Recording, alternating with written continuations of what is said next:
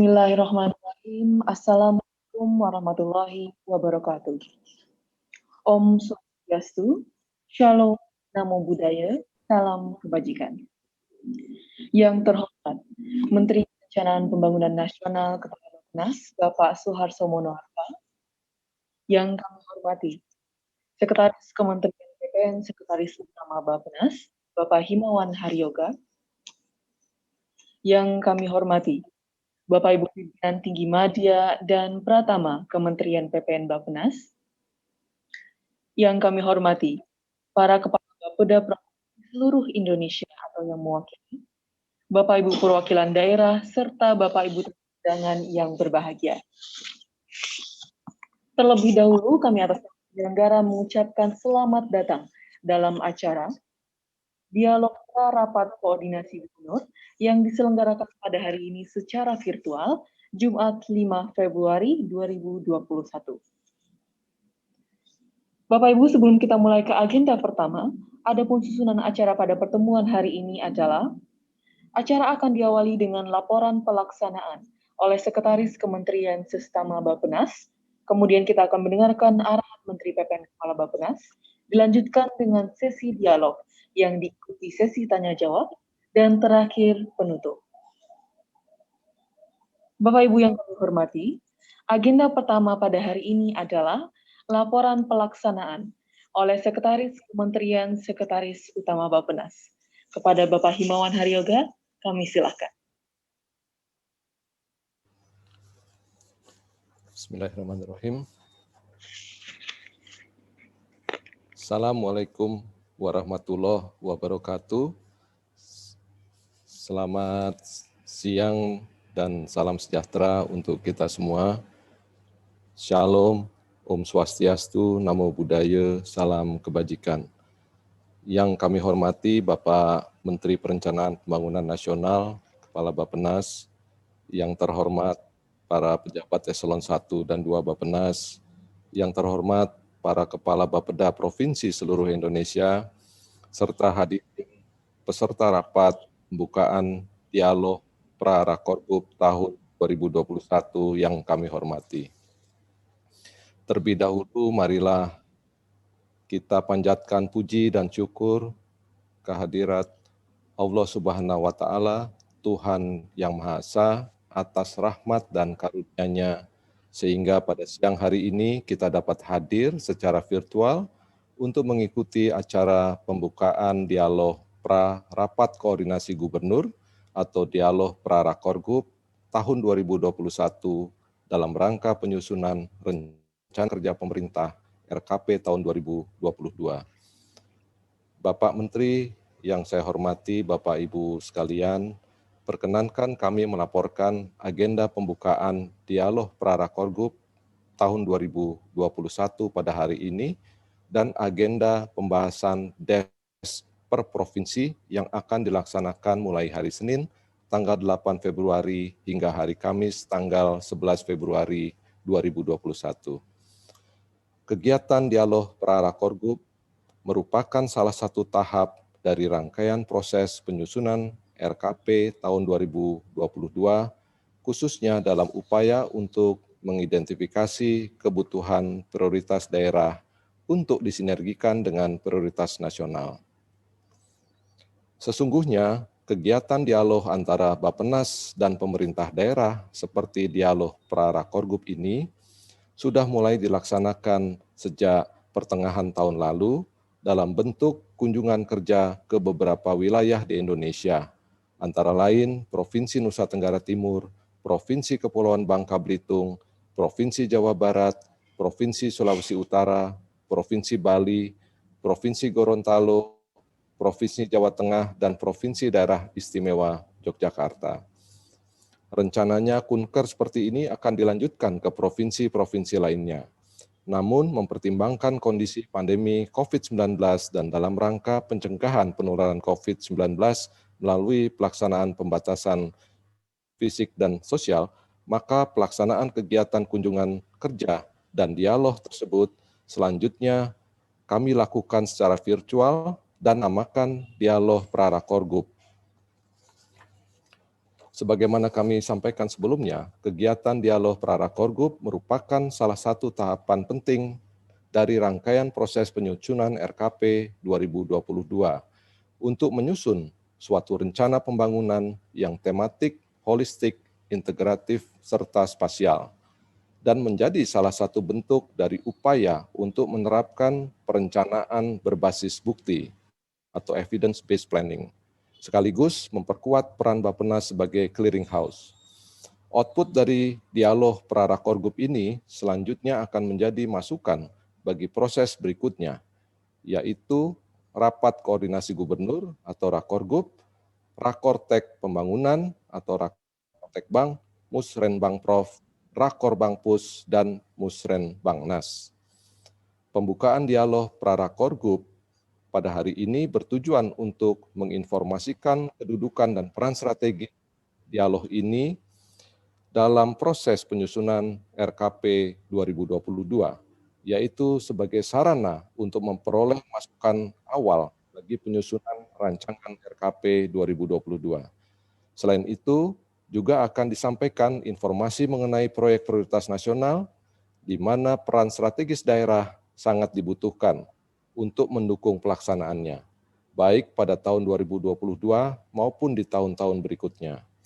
Dalam pembahasan DES Provinsi yang akan dimulai pada hari Senin tanggal 8 Februari hingga hari Kamis tanggal 11 Februari, akan disampaikan dan dibahas berbagai aspek pokok yang akan menjadi masukan bagi tahapan berikutnya dalam proses penyusunan RKP 2022. Pertama, pemaparan kerangka ekonomi makro dan penjabaran sasaran pembangunan daerah. Kedua, kesepakatan terkait isu strategi daerah yang menjadi masukan dalam penyusunan RKP 2022, serta indikasi usulan daerah terkait dengan isu strategis yang telah disepakati.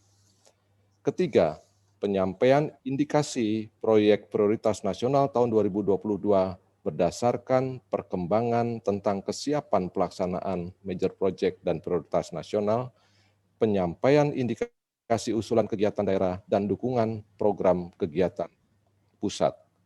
Pembahasan DES Provinsi tersebut akan diikuti oleh seluruh unit kerja Bappenas, seluruh Bapeda Provinsi, Bapeda Kabupaten Kota, organisasi perangkat daerah terkait, dan juga akan mengikut sertakan kantor perwakilan Bank Indonesia di masing-masing daerah dalam rangka memperkaya perspektif kewilayahan yang ada. Demikian laporan singkat kami, Bapak Menteri. Selanjutnya kami mohon perkenan Bapak Menteri untuk dapat memberikan pengarahan sekaligus membuka dialog Prarakorgup Kementerian PPN Bappenas pada hari ini. Terima kasih. Wassalamualaikum warahmatullahi wabarakatuh. Om Santi Santi Santi Om. Terima kasih kepada Bapak Himawan Hariputra atas laporan yang diberikan. Bapak Ibu yang kami hormati, agenda selanjutnya kita akan mendengarkan arahan Menteri Perencanaan Pembangunan Nasional Kepala Bappenas. Kepada yang terhormat Pak Suharso Monoarfa, kami persilakan.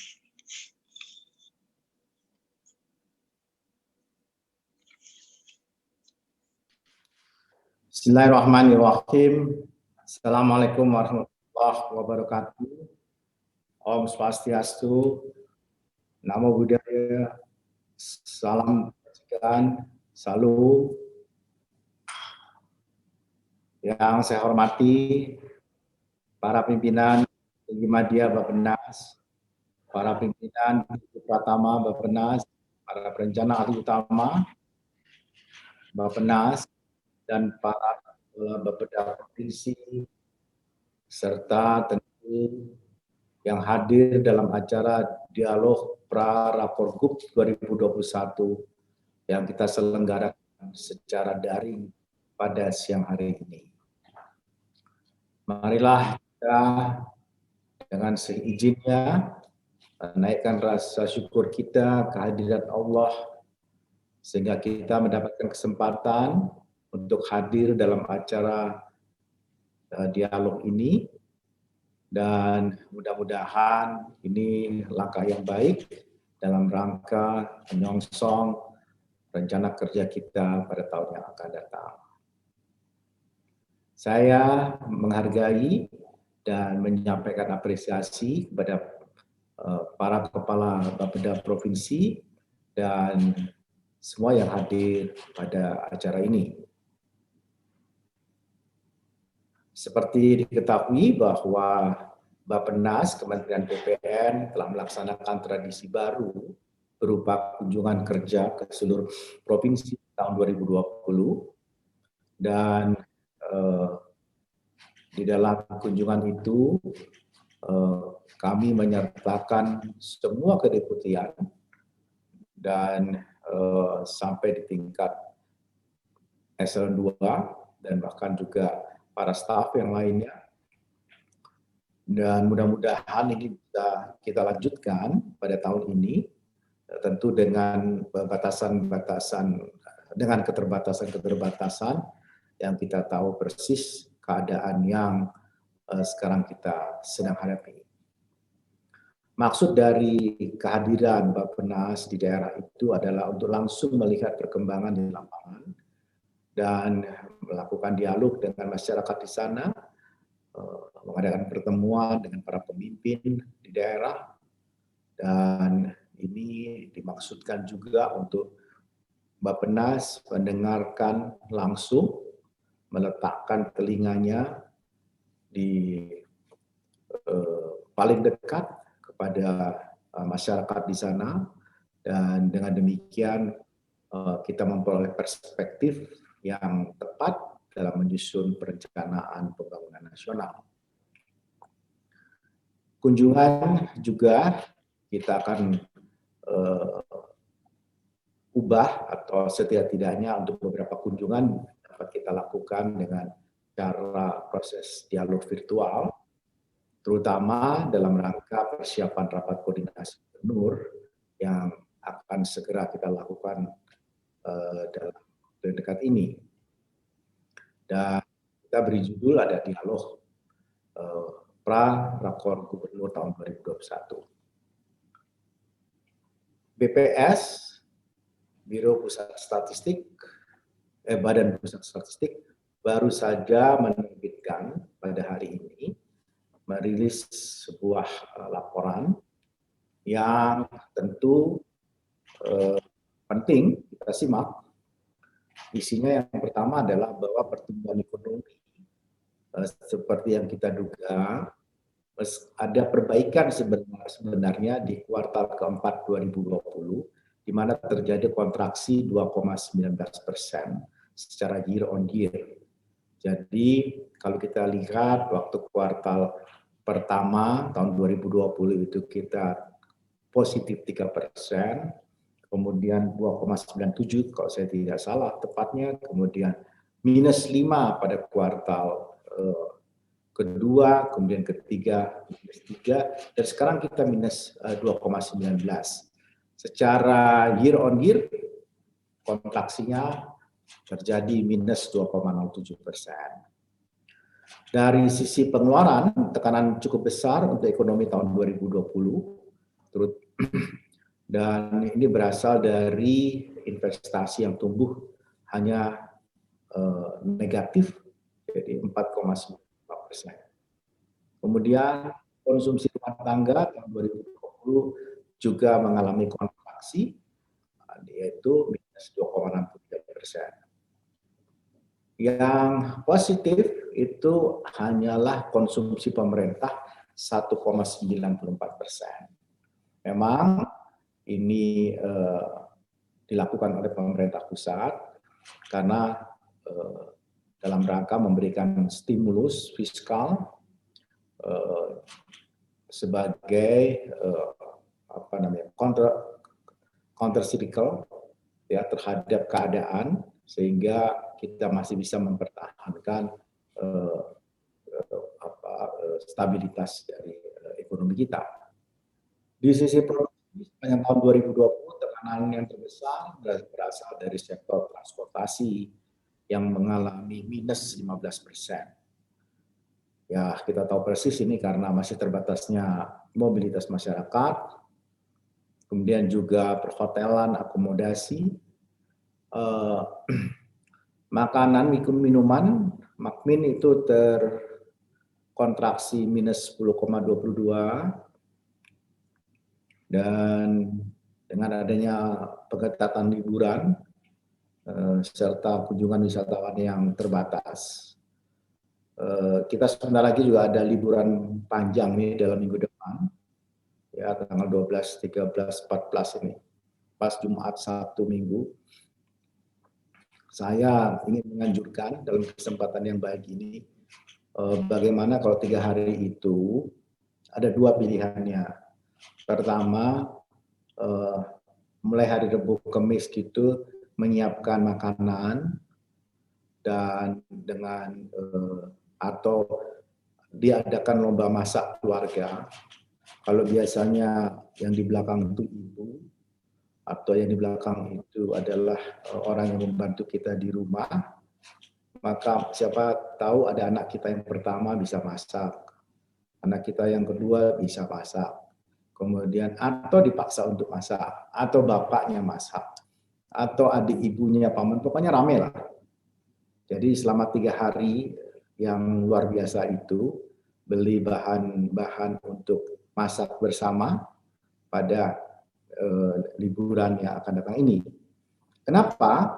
Karena kita terjadi ledakan bukan hanya di Indonesia, naiknya laju pertambahan orang-orang yang terinfeksi luar biasa akibat liburan akhir tahun yang lalu. Nah, ini kita ingin mencegah supaya kesalahan itu tidak terjadi lagi. Jadi itu opsi pertama. Bagaimana kalau kita masing-masing keluarga itu membuat acara yang ya mungkin lebih mendekatkan antara satu dan lainnya sedemikian rupa di rumah. Atau kalau memang mau mengadakan perjalanan tidak masuk di tempat-tempat yang berkerumun, tapi datanglah misalnya ke gunung jauh-jauhan sana, datang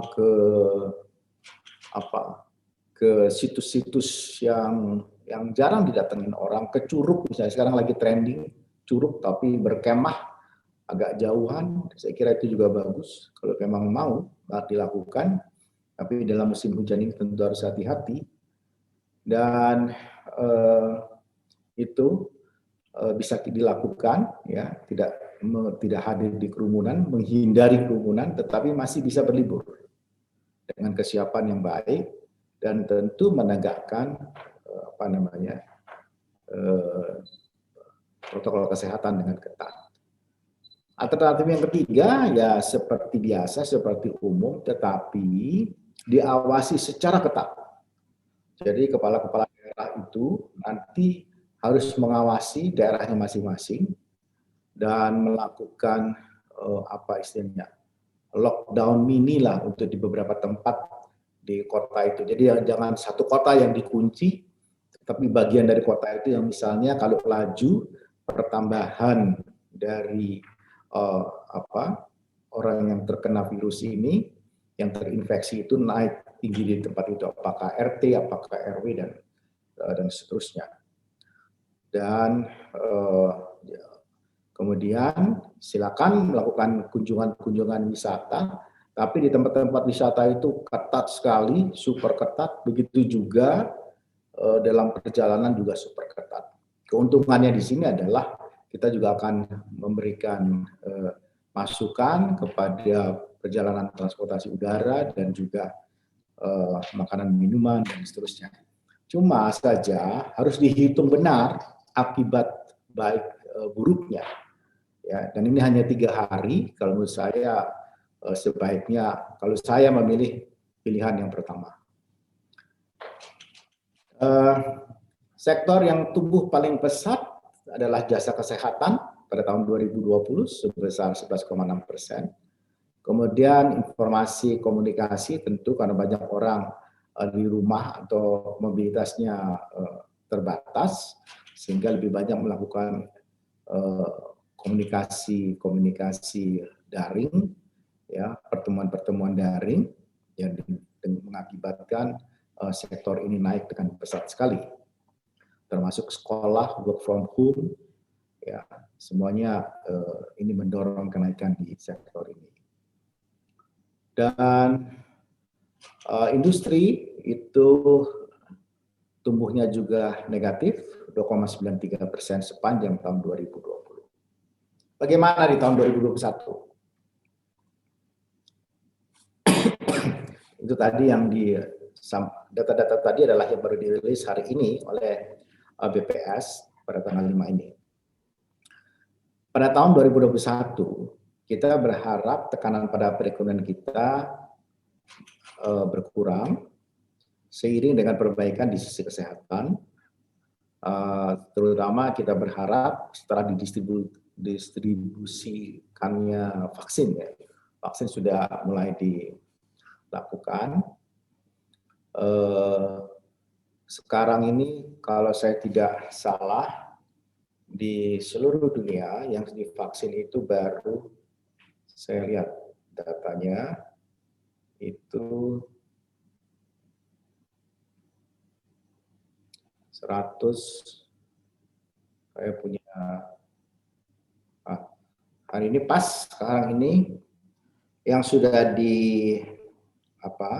dilaporkan sekitar 107.344.764 dosis, ya. Kemudian setiap detik di dunia ini 36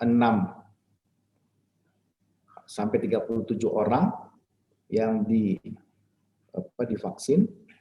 Satu hari kira-kira 3.167.493, dan ini baru 1,46%. Sekali lagi saya ulangi, 1,46% dari jumlah penduduk di dunia.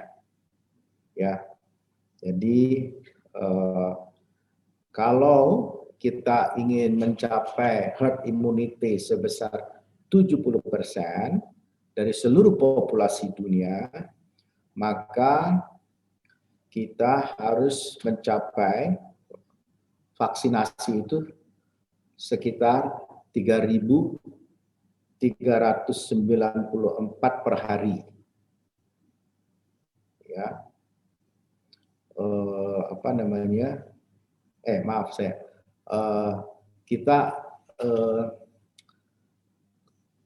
Kalau pertumbuhannya seperti itu, maka diperlukan waktu sampai dengan 3.394 hari. Artinya pada tanggal 22 Mei 2030 baru tercapai 70% herd immunity di dunia. Ya. Dan ini baru 74 negara yang yang telah dilaporkan melakukan vaksinasi. Jadi ini data yang saya peroleh adalah data benar-benar data real time. Saya bisa tunjukkan ini. Oh, nih, bisa kelihatan nggak? Tuh. Jadi lihat itu datanya. Sekarang pertambahannya luar biasa. Ini datanya bergerak terus, ya, dan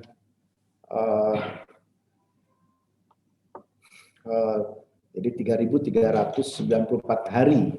Kalau lajunya seperti ini, dan itu artinya tanggal 22 Mei 2030 seluruh dunia untuk mencapai 70% herd immunity. Di Indonesia sendiri, kalau kita ingin mencapai herd immunity, itu juga mungkin di atas tahun 2022. Jadi artinya masih panjang kita untuk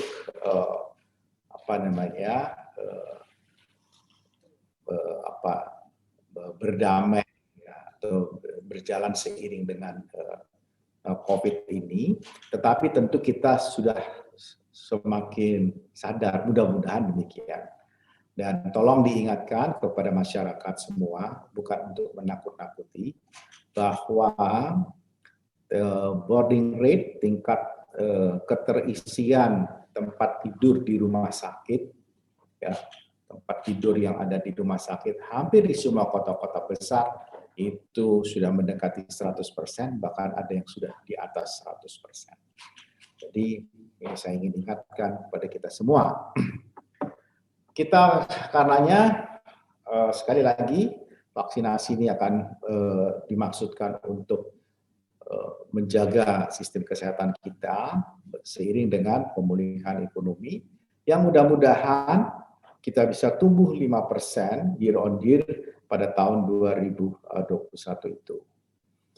Karena itulah dialog pada hari ini penting menjadi bagian dari salah satu tahapan dalam rangka penyusunan rencana kerja pemerintah tahun 2022. Tahun 2022 itu mudah-mudahan bisa kita letakkan sebagai kunci pembuka untuk melakukan akselerasi pertumbuhan ekonomi. Dan investasi dan ekspor juga diharapkan dapat menjadi penggerak pemulihan pada tahun 2022 dengan pertumbuhan PDB mudah-mudahan bisa 5,4 sampai 6% pada tahun 2022. Mudah-mudahan, dan kita berharap sektor industri pengolahan manufaktur, ya, sektor industri manufaktur bisa menjadi motor pertumbuhan, dan kita berharap kontribusinya terhadap GDP juga bisa di atas 20%.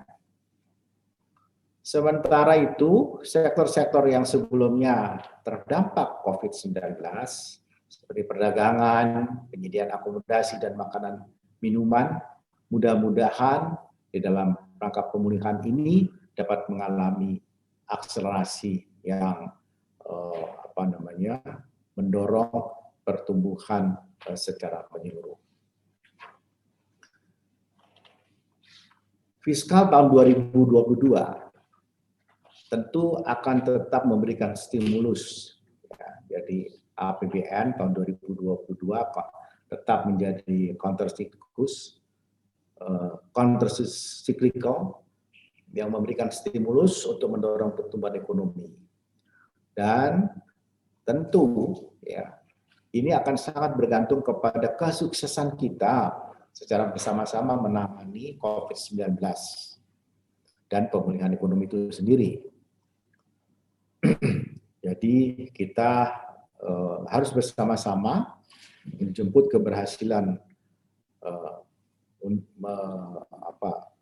mengatasi, merespon uncertainty ini, ya, sehingga benar-benar reformasi di sistem kesehatan bisa kita laksanakan dan pemulihan ekonomi juga pada saat yang sama terlaksana.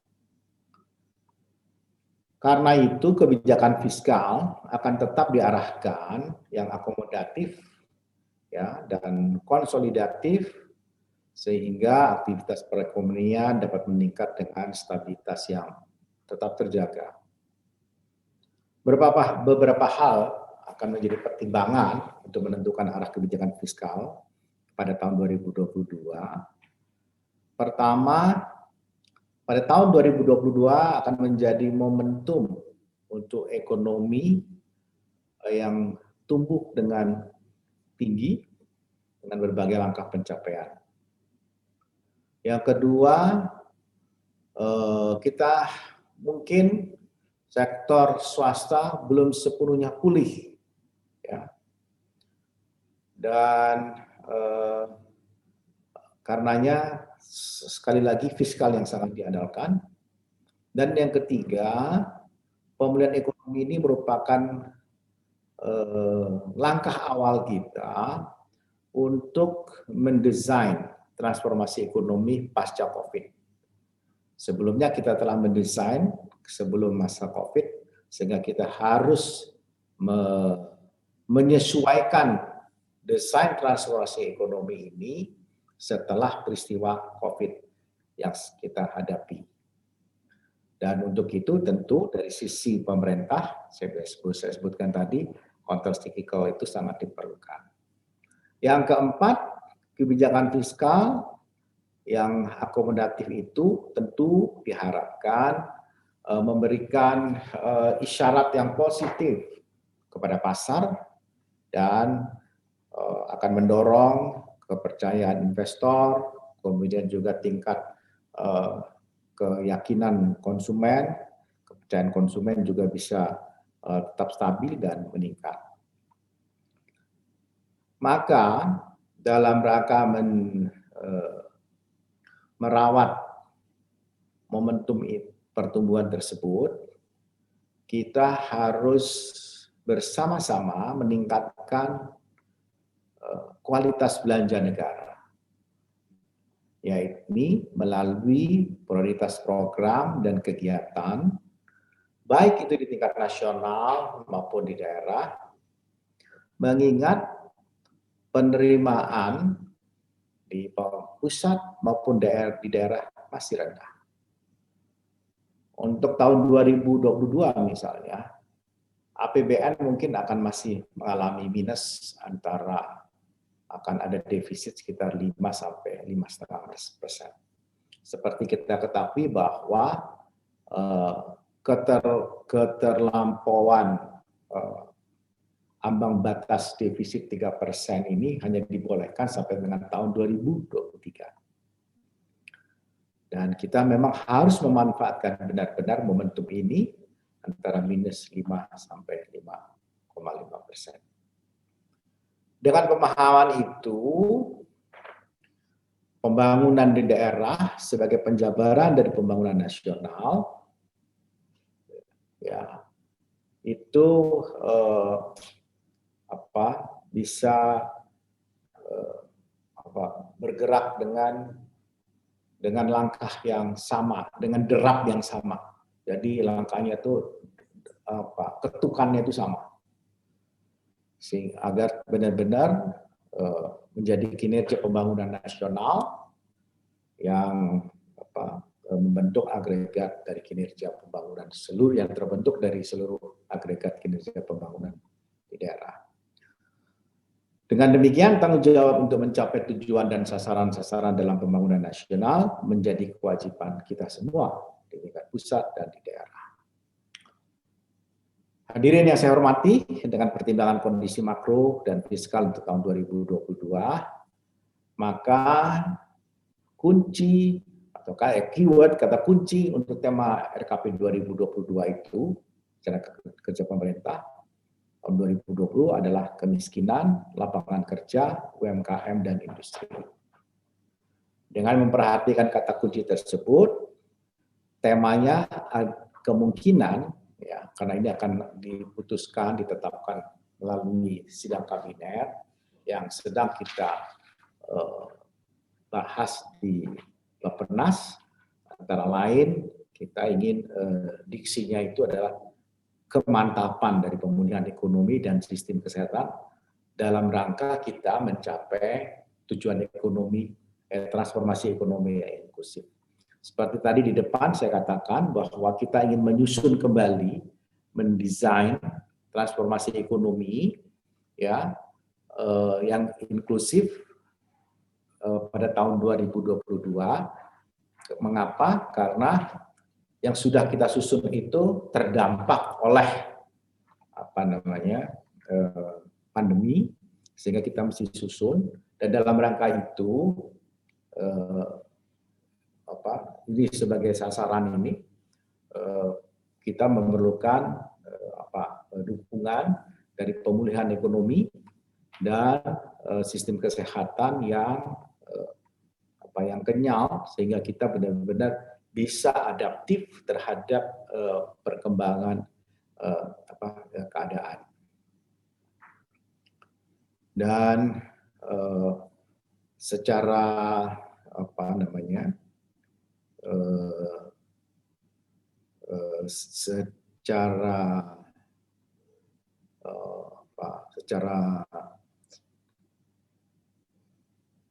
antara Bappenas dan Presiden lah, secara bilateral Presiden dan Bappenas ini sebenarnya sudah disepakati tema tadi, yaitu kita melakukan pemantapan dalam pemulihan ekonomi dan sistem kesehatan yang arahnya menuju transformasi ekonomi yang inklusif tadi. Kemudian dengan kepersetujuan dari Presiden itulah kita mencoba menyampaikan ini dalam rapat ini. Tentu RKP 2022 masih dalam kerangka RPJMN, sehingga akan tetap melanjutkan 7 prioritas pembangunan nasional. Dan karena itu akan ada juga major project di dalamnya. Tentu ada tugas-tugas di setiap tahun RKP.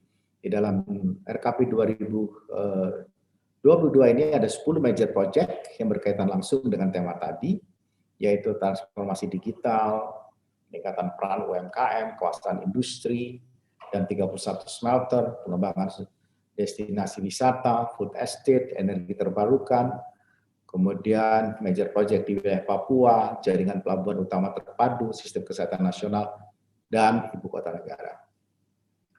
Dengan mengajak semua untuk bersinergi, utamanya para stakeholder, baik pemerintah pusat dan daerah, mudah-mudahan kita bisa mencapai tingkat pertumbuhan pertumbuhan ekonomi seperti yang saya sampaikan di awal tadi, antara 5,4 sampai 6%, itu sebagai sasaran kita di 2022.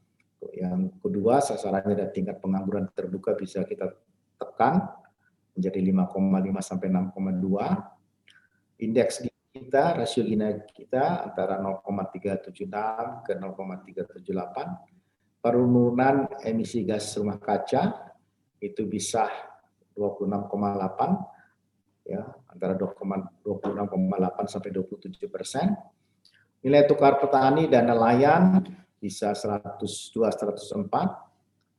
Kemudian peningkatan kualitas dan daya saing sumber daya manusia.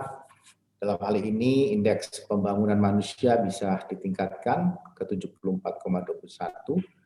Kita berharap tingkat kemiskinan menurun, terutama kita dalam rangka agar extreme poverty, ya, yang sangat miskin itu benar-benar bisa 0% di tahun 2024. Dengan laju penurunan tingkat yang dengan demikian maka laju penurunan tingkat kemiskinan bisa dengan cepat kita lakukan mencapai 8,5-9% pada tahun 2022. Dalam konteks pengembangan wilayah, tentu kita akan tetap meneguhkan visi Indonesia sentris, kesinambungan pembangunan wilayah akan tetap dirawat terus, dan sasaran pembangunan wilayah tetap diarahkan untuk menurunkan kesenjangan antar wilayah, dan pada saat yang sama kita akan dorong transformasi ekonomi dan akselerasi pembangunan di wilayah kawasan timur Indonesia. Kita akan terus memperkuat pembangunan yang berbasis kepulauan, tentu dengan disiplin, menggunakan perspektif karakter geografis, sosial, potensi keunggulan dan isu strategis di wilayah, serta skala ekonomi pengembangan di wilayah masing-masing.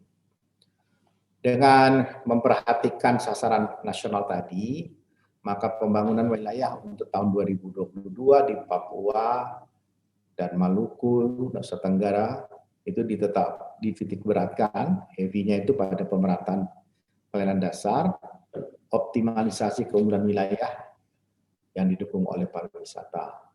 Untuk Kalimantan dan Sulawesi, kita akan mendorong transformasi ekonomi wilayah dalam rangka mendukung pertumbuhan ekonomi di wilayah tersebut. Jawa, Bali, dan Sumatera, heavy-nya, titik beratnya akan pada tahun 2002 adalah pemulihan pasca COVID, sehingga bisa dapat kembali pada posisi sebelum COVID. Percepatan pemerataan juga dilakukan dengan meningkatkan aksesibilitas kawasan di daerah 3T, dengan menghubungkan pusat-pusat pertumbuhan wilayah serta mengoptimalkan efektivitas kebijakan afirmatif di kawasan daerah 3T. Kita tentu akan tetap berfokus ke kawasan pedesaan, perbatasan, transmigrasi, daerah tertinggal, dan kawasan kepulauan. Akhirnya, saya ingin menekankan kembali pentingnya sinergi antara semua tingkat pemerintahan. Dan sekali lagi, rencana kerja pemerintah tahun 2022 ini merupakan bagian derivasi dari rencana pembangunan jangka menengah nasional 2020-2024 yang tentu wajib dilaksanakan di semua tingkat pemerintahan. Kegiatan ini merupakan momentum untuk mewujudkan sinergi pusat daerah tersebut sesuai arahan Bapak Presiden. Olehnya, saya berharap pemerintah daerah dapat memberikan kontribusi yang maksimal untuk menyusun prioritas pembangunan di masing-masing daerah, termasuk menawarkan solusi-solusi yang strategis ya terhadap masalah-masalah yang dihadapi. Demikian pula kita perkuat sinergi lintas sumber pembiayaan, baik dana perimbangan, program prioritas dari kementerian lembaga untuk mendukung prioritas pembangunan. Demikian yang saya dapat sampaikan. Selamat menikmati dialog pra-Raporgub tahun 2021 ini. Terima kasih. Assalamualaikum warahmatullahi wabarakatuh. Om Santi Santi Om.